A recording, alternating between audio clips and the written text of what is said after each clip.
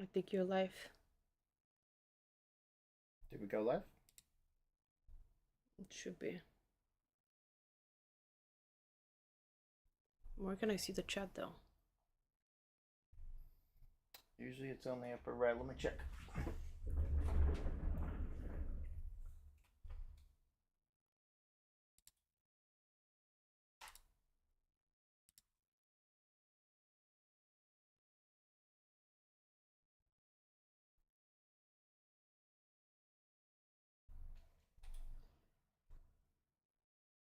No, we are not live. We're not live? Well, our other live shows up. Mm.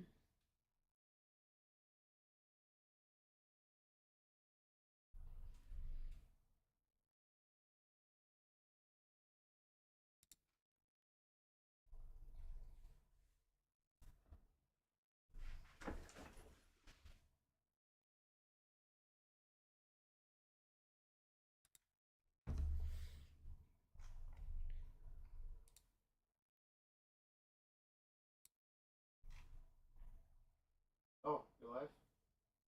Am I? Upcoming. Yep, you're live. Oh, well, where can I see the chat? Oh, they can see us now. Well, okay, they can see us, but can they Hi, hear Aubrey. us? Haha, we fixed it. But now we have a different technical problem. Oh, well, this is the OBS. How did you open that? I opened it up on just regular YouTube. Okay, well, you can just mute it then. You're live, we can hear you. All right, we fixed it. Oh no, you're live now. Oh, let's go. Oh, that was quite a... Hi, Aubrey. Nice to see you. All right, we're going to practice our first live from Goal Explorer ever. Nobody knows we're going live. This is a big test. Thank you, Aubrey, for coming. I appreciate you being our guinea pig for the night. Yip, yip. Hooray! Somebody knows us from the Whatnot shows. Okay, so I'm going to talk a bunch. And it's... Oh, you have double cameras up there. Is there a reason why? No, no Oh. reason. And we're going to get the jitters out of starting YouTube live. Do you want me to get the camera closer so you look at the camera while you talk? Because you're looking at the chat. Well, I can put the chat back here. All right, relax while we do our setup here. And see if you can figure out how to get the... That's why you logged in earlier. I think because you took that login out and you closed it. That's why it went away. We have to figure out one more thing. Yes. Hi, Cat Mama. Are you typing in one of your Excel sheets? Actually, Excel was a big thing that I wanted to talk about today. I'm probably going to... Well, we can repost this and just splice out the whole beginning, right? So we'll go live tonight. I'm going to go through all the things that I wanted to go through tonight. You know I love to talk. And then we'll probably splice it and repost it after we get the jitters of practicing live. It's nice to have somebody actually in the audience. I appreciate you being out there. I can't see how many people... I got to learn a whole new platform now. I can't actually see how many people are out there. I know it's just you up. LMAO, I'm not relaxing. I had a long day. Totally hear you on that. Oh my goodness, I had an extremely long day. It's Monday. Monday's always terrible. But then again, tomorrow morning, don't forget, 11 o'clock. 11 o'clock, shopdisney.com. We don't know what they're going to drop. All right, you That good? is true. Yeah, I'm good. You wanted to talk about all right, let's go into practicing one of our first conversations for YouTube Live. Okay, welcome everybody. Welcome to YouTube Live on Goal Explorer. If you don't know us, I'm going to talk like there's 3 million people out there because that's the practice that I need. But if you don't know us, we are primarily a reselling company. Is that what we call us? Well, we do a lot of things, but yeah, I would say so. I think we're known as a reselling company, yet we are not a resale company at all. But I think everybody who knows us, we resell things like Disney pins. Right, All? Will that describe us properly? I'm going to talk to you all night, All, because you're the only one out there. Well, we do a lot of merch as well. Goofy movie pins, I'll cry. It could be Goofy movie pins that's being released tomorrow. All right, anyways. I titled tonight's video right before we went live, and I titled it Purchasing is a Business. And we do have a good purchaser out there. We'll talk to Cat Mama. My primary thing that I wanted to do as far as giving value to the people that listen to me on my whatnot shows and things like that is to gear them to a totally different mindset of the power of purchasing and the psychology behind purchasing. I know. Don't let me lose you. Don't let me lose you. It could be a healing process. It could be a business aspect. It could be many things. It could be needs for your daily life. You actually really don't know, right? So you grew up in a. Do you want me to reveal where you grew up? Sure. I grew up in a foreign country, which is in Eastern Europe. And you have no concept as to why Americans collect as much as they collect. Is that? I do not. I actually felt like people were overbuying things for no reason, to be honest. Okay, so there's a way around that. So I figured that much after I lived a little bit here. We love to purchase things. Right. I have grown up as a typical American. We buy lots of extra stuff, and I have learned that some of us spend money and lose our entire life savings, and some of us spend money and end up with millions and millions of dollars at the end of it. And I've gone through the spending process. I don't know if this comes out to you. I mean, for Alina. Wait, what was it? I know the good. Get the laptop closer. I can't see the chat. Oh, I'll put the chat up here. Oh, you're going to be a great test. You have to engage with us. That would be wonderful. Engage with us and see if you can follow the conversation on how we're going to go. I'll probably do this live again and just redo it. But having one person out there as a practice really, really, really helps because I get to talk to a general audience. And for me, it's much easier to give information when I know an audience is out there. I don't like to talk to myself. Anyways, I want to make the point that purchasing with the right. What'd you say no to me for? No. What was that? I don't know. I'm not understanding. Double no. Oh, a troll, just like on Whatnot, right? Okay. So my lives are going to be primarily focused on value for the types of customers that would like to watch me. The huge value that I want to give in these lives is mainly question and answer and interacting with the audience. But I have about engaging. No, you're going to engage. I am forcing you. You're good at it. I have to focus people who love to purchase, which is everybody in my shows, right? So we sold 32,000 items in the last 2 years on Whatnot, and I've learned so much from it. But I care so much about the good, hard-earned money that people spend in my shows that I need to bring it onto social media on a broader platform and kind of get away from what I sell, which is all Disney merchandise. But I want to get away from that and talk about purchasing in general to have a little bit of conversation about the psychology behind purchasing. And, of course, the differences between whether if you grew up in Bulgaria and don't really understand why West Americans, we love to buy things. Well, I'll tell you what, pens do get addictive. Purchasing in general is a therapy. It's a very, very well-proven therapy. I don't think most husbands will agree with No, they will. They will. So that's the interesting part. So husbands won't agree with the type of therapy that you choose to purchase with, like, say, dresses or diamonds or things like that. But they're on the stock market all day long. Purchasing, right? Or they're into real estate. Or they're into gambling. Or betting on the horses. Or they're on... I mean, so many websites where you can do sports betting, which is a huge thing now. But it's all a form of purchase, which is a form of therapy. And I think yes, I'll agree. Being on our end and selling tens of thousands retail therapy is it really is, Aubrey. And I would like everybody in my shows, because I believe in what I do so much, I want everybody that has my influence to learn how to purchase properly. Because if you purchase properly, gaming in my husband's case, exactly. Yep. So gaming is a huge purchase ability, unless you're just buying things that are like pay to play. I mean, there's pay to play games where you spend another $10 in a game on your phone and you get the next level or the next bonus or the next piece of armor or something like that, which is not what you want to do. But collecting games. So one of the highest things, if you grew up like me, where you were kind of poor, and for you to have extra spending money, you went to garage sales and you ran around trying to find things that you could flip. Nintendo games were primarily things that you look for. You bought everything you could because it sells the liquidity, and liquidity is everything when you think about purchasing power. The liquidity on gaming in general is huge, and the profitability is huge.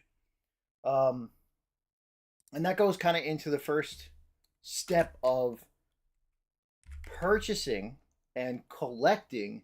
It is a business, and the big piece of value, and I hope if just one person, even though there's only one person in my audience tonight, but if there's one person that could take this message home, if you're going to purchase, if you're going to be part of this new wave of video purchasing, or shall we say live purchasing, if you're going to be part of that era, which is where all of retail is going, and I think 10 years from now, I mean, there was just an announcement the other day. Kohl's is downgrading, Target is downgrading, Yeah. Dollar General is out of business. So you're seeing all the retail stores kind of go away, and we're going into a massively new development of you can pick up your phone and go to any kind of store or anything and purchase.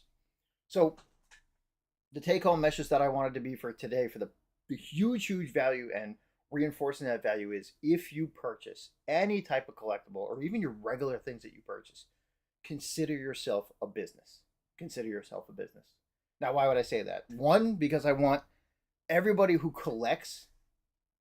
All right, let's back up for a minute here because I'm going to get real technical real quick. Yeah, a lot of people do it for fun though. They don't consider it. So a we do business at it for all. fun. It's a Right. really good That's how point, it and I starts, don't want to get right? lost. All right. So what else do you do for fun? Where do you spend small amounts of money if it's not retail? Starbucks coffee, like these things that we buy, and the money just kind of fizzles. It's our fun money to spend, right? So I can't help a person get profitability or long-term wealth out of buying Starbucks. But what I can tell someone is if you need some type of therapy like that, go into retail therapy instead of those small things where it's items that aren't tangible. Because buying can be extremely valuable for your future. What's up, Brooke? What's going on? I Don't just be sent in the a, house. I just send a notification, so Oh, you set notifications to in the people on our Discord. YouTube? Okay. Anyways, so when I say that buying is that purchasing is a business, even though it's an addiction, I have developed, and I probably shouldn't say this, but I'm going to say it anyways. And I'm going to downgrade my numbers here, but I've developed hundreds and hundreds of thousands of dollars of wealth from an over purchasing habit. Now, you can conceptualize that wealth in different ways. I mean, you guys all know out there with my local audience. Hi, guys. You guys are amazing. That my wealth is in things like Disney merchandise and stuff like that. And the liquidity of that, the ability to turn that over into cash or something else, is rather low. So it's not wealth that counts as like 100%. But it is still something. It's a type of asset, that's for sure. sure, so it's an asset, and it's an asset in this day and age, which is what I want everybody to understand why I believe in what I sell so much. In this day and age, it's actually a lot more valuable, in my opinion, just my opinion. It's a lot more valuable than holding cash. So we just went through a massive inflation crisis.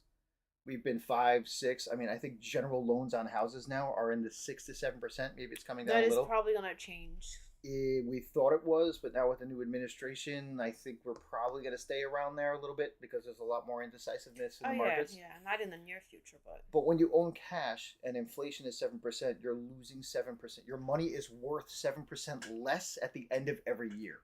yeah, that's every year. So if you're in something like a high-end collectible that has some meaning behind it, that has a huge following, instead of losing 7%, you may gain 10, 20, 30, 100%. And these are it's not great. I'm in the financial sector. Perfect. So you understand. It's and you can throw recommendations out there, but I have a feeling inflation's going to stay pretty steady for quite some time. And I predicted this many years ago. And actually, I approached Aliners with the idea of, because she was from a different country. I mean, Yes. can I call you out here? Is that all right? Yes. She was from a different country. They store cash under their mattresses, right? They think the government is going to take their money, or they like to feel secure because she's lived a life of everything that I worked Cash is for. everything. Like credit cards wasn't even a thing like 10 years ago. Right. Really, to like go shopping and stuff like that. That's how much behind we are. In Bulgaria, Even you don't have even credit cards? nowadays, no, we do have. Because you did. I went to Bulgaria with you. We used some credit Correct. cards. I'm not I mean, saying. not I said everywhere. 10 years ago. Okay, okay. It wasn't even like really a thing. Like it was here. Like we're like so much behind on that kind of stuff. It is involved now. Like it's way better than back in the days, but still, people do prefer cash. Okay, well, now is not the time for cash, in my opinion. Anybody who owned a house through COVID has done 20, 30% of their money. Anybody, I mean, we can even talk about the weakest sectors out there. Like, the closest thing I can think of to Beanie Babies lately was NFTs. It's recovering. It was a Yeah. phase, there's a bunch of corruption in it, all those other things, but it's recovering. Everybody needs to own certain things because they don't trust the way the markets are developing globally right now, so we don't really know where to go. So, anyways, purchasing is not a terrible thing. That's what I want to tell people. Purchasing the wrong things is terrible, and purchasing without the mindset of you are a business, even though you don't sell anything, buying is the first action of a business, and you need to get very comfortable and independent with the feeling that you're buying for a business. So I've met, and you've met with me, we've met so many people that have failed at that concept. And at the end of the road, somebody inherits all of their purchases Yes. and just blows them out because they need to sell the house that they're in, or they have no concept or information as to what they are, and so they resell it. Yes and no, coach, because something you have wiggle room on and have cash, but I agree with the value of cash. Oh, I'm happy you agree. Let me get that closer a little bit. I can prove this through my own actions. I've done this for years. I built an immense amount of wealth. The liquidity is a huge. Oh, you killed my screen. Why would you do that? The liquidity is a huge conversation topic, which I'll do lives on a lot of the liquidity itself. But it's not something that we need to be afraid of. So when I say purchasing as a business, if you're going to purchase, I sell on Whatnot all the time. You guys know that. If you're going to purchase on Whatnot on a regular basis, you should own an LLC. And I've mentioned this in a few of my Whatnot shows. I think it just goes right over everybody's heads. But let me reiterate that if you are an LLC, and I just mean the very basic of LLC, which stands for Limited Liability Corporation, sole proprietorship, it's just you that owns the company.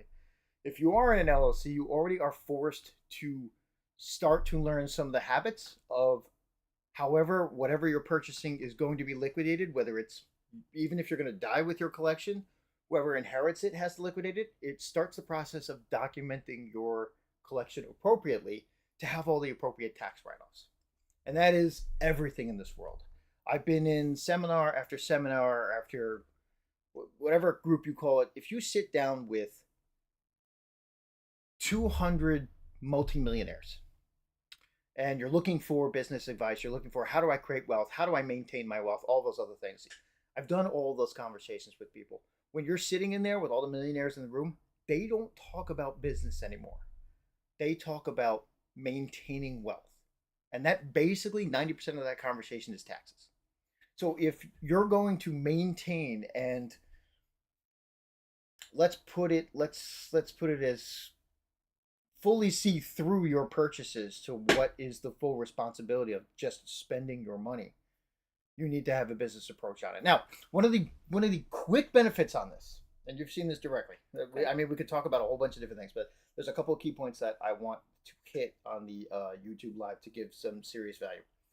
One of the biggest benefits of having an LLC is you get a tax ID number, and with that tax ID number, you can apply for a certificate to not pay taxes on your purchases.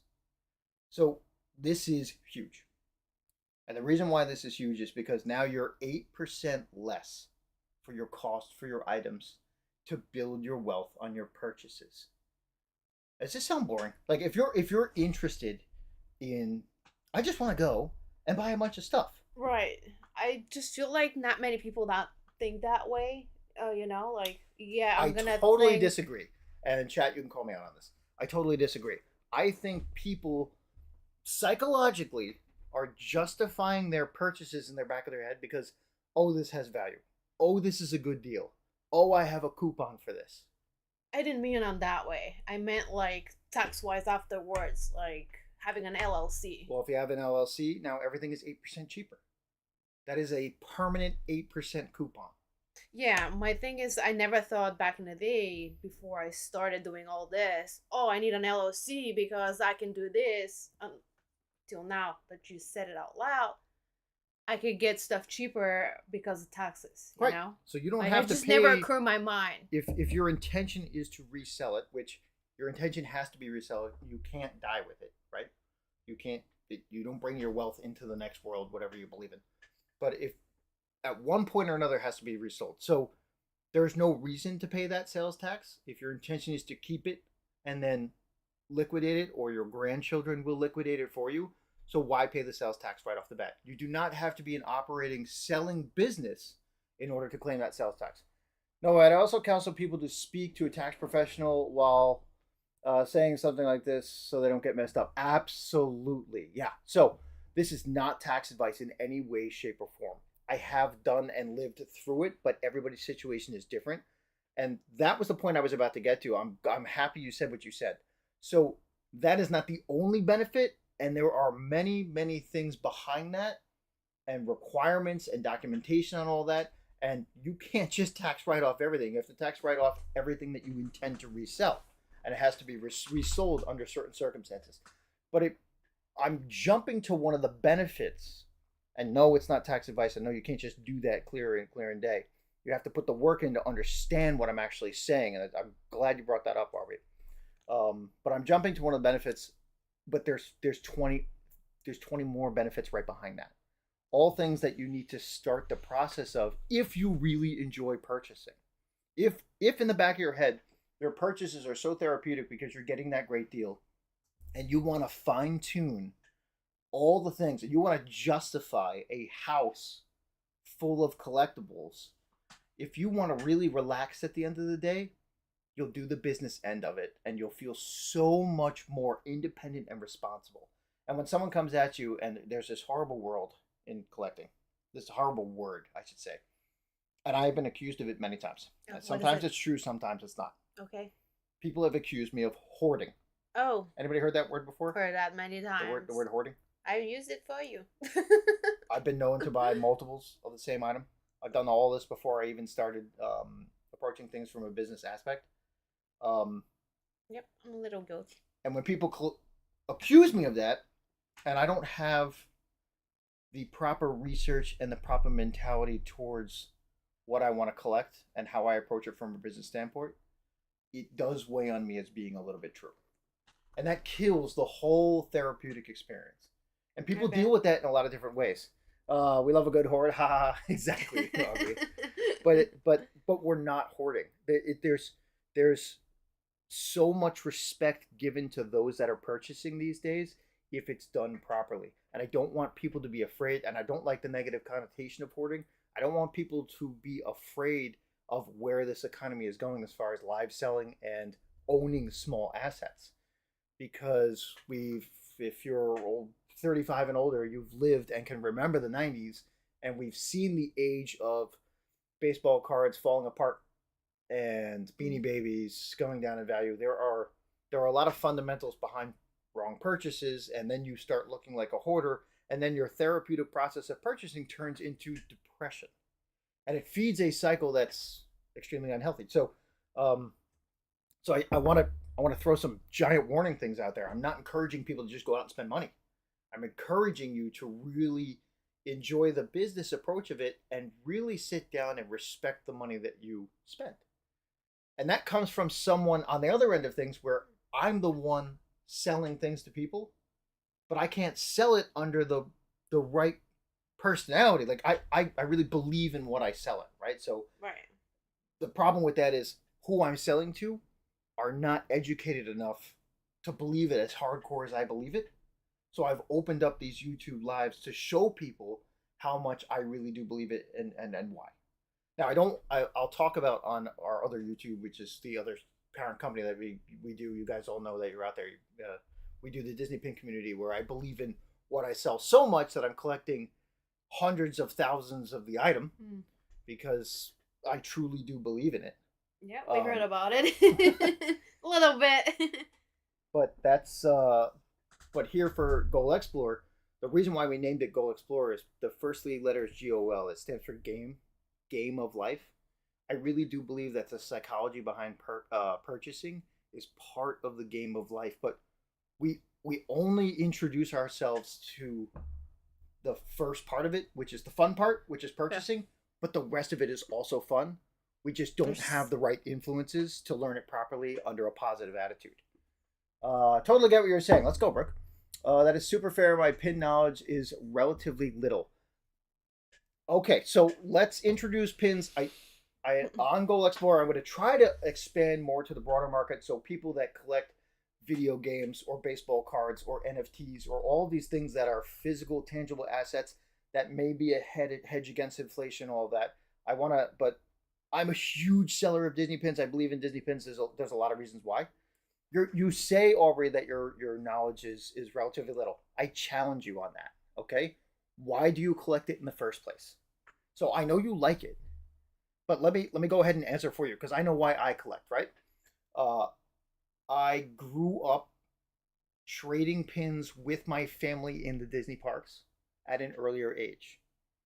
All of those pins represented small pieces of artwork from videos that I watched at home, and I have hardcore rooted values around the memories and the parables and the stories within all of those movies that I watched.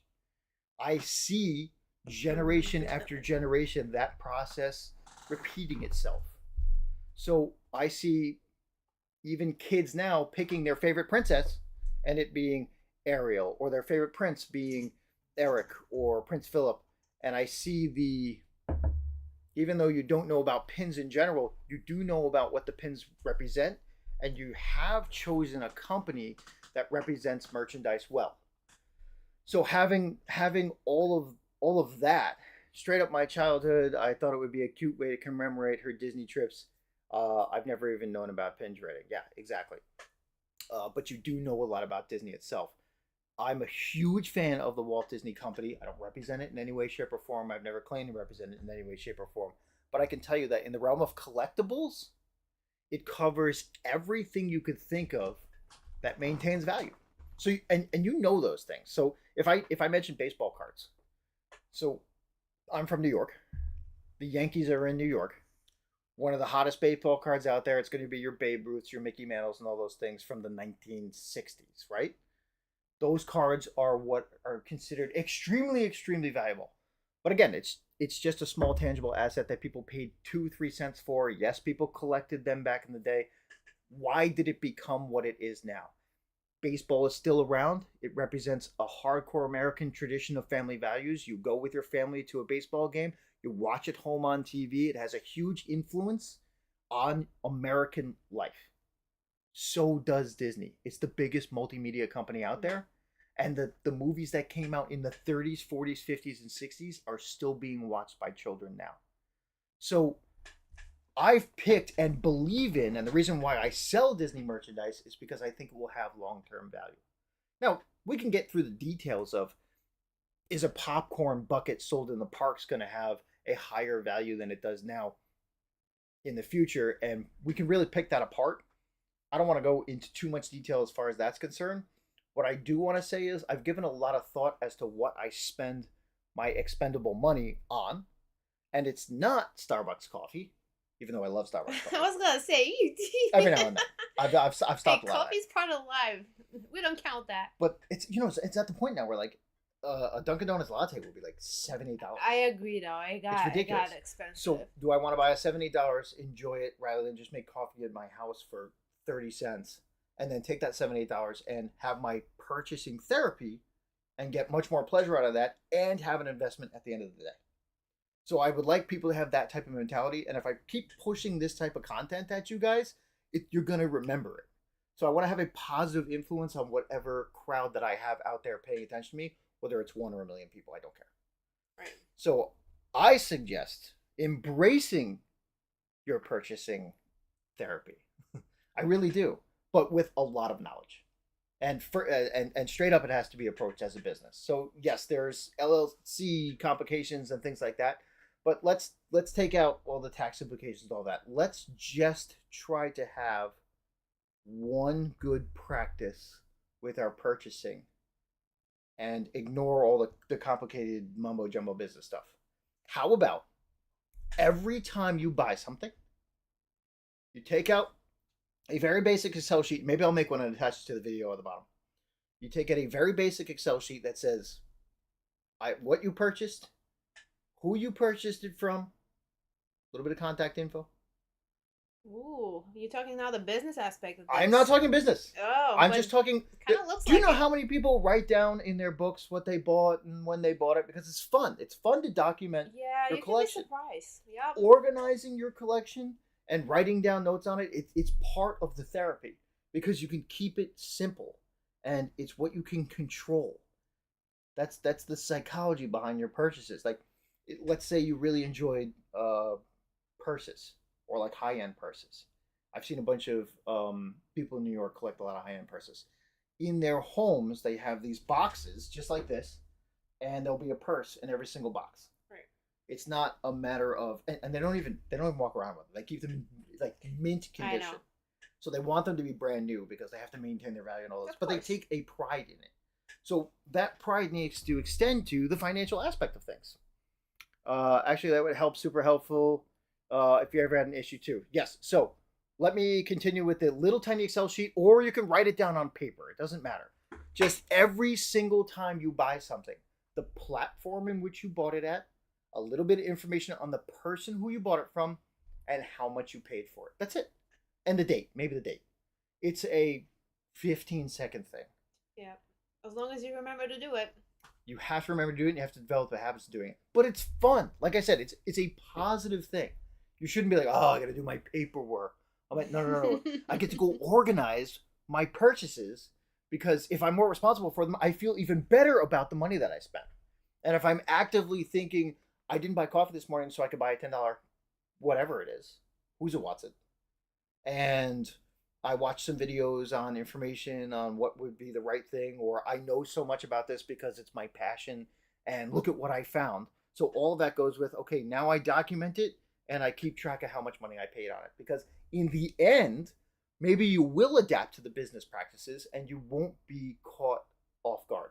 You'll still have all the information you need to adapt to a business. Now, even if you didn't like that, I get to babble a lot. Isn't that funny? I know. Even it's if okay. Even if you didn't like that, right? So let's say that's really boring. Here's how you can justify it. Whoever inherits your collection really needs that information. Oh, yeah. They really need that information. Oh my goodness, look at how much money they spent on this. Whoever wants to insure their collection that would be really helpful. Really needs that information. Yeah. So even if you're not thinking business, and I'm throwing business in your faces, all of that is extremely valuable to justify why you spend your money. And if you take that approach, I promise you guys, if you take that approach of being a little bit more systematic about what you buy and then go back and write it down, oh, I did buy this, you'll start to notice things. You'll start to notice, I spent $3,000 on X, Y, and Z this month. Do they want to know now? Yes, you want to know. It's not a debate. No. Just kidding. Positive. This is positive. So, but you learn as you do things like that. Yeah.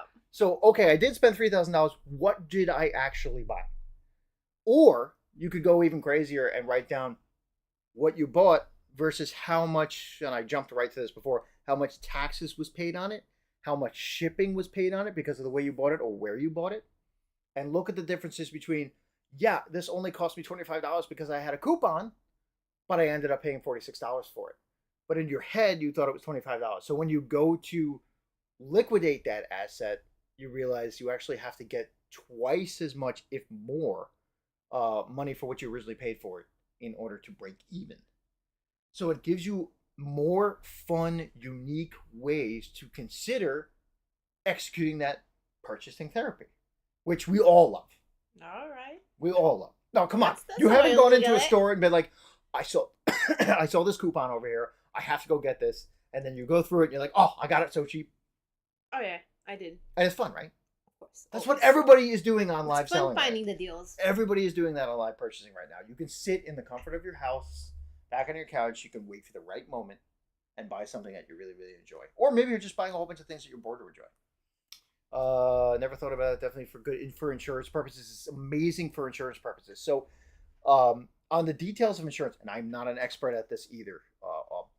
On the details of insurance, it is hard to insure something at an appraised value. It is easy to insure something at a purchased value. So something is worth what you pay for it, right? A lot of people think, okay, I get insurance on my wedding ring, even though I only paid $4,000 for it. It got insured for $15,000.